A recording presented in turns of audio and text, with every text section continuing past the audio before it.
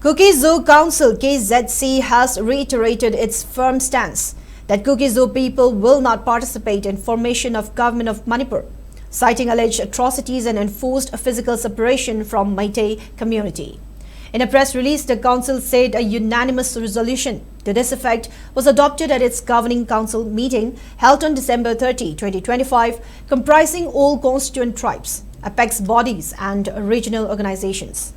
The decision was later reaffirmed at Lungtu meeting held in Guwahati on January 13, 2026, attended by suspension of operations, Sioux groups, KZC leaders and Kuki-Zo MLAs, where it was resolved that participation in Manipur government would be considered only after clear written assurance from the state and central governments on political demand of Kuki-Zo people.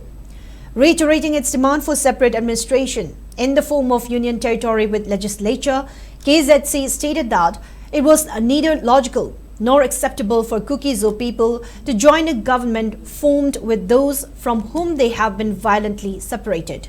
The council further clarified that any Kuki-Zo MLA defying the collective decision would be acting in an individual capacity, and KZC would not be responsible for the consequences of such actions.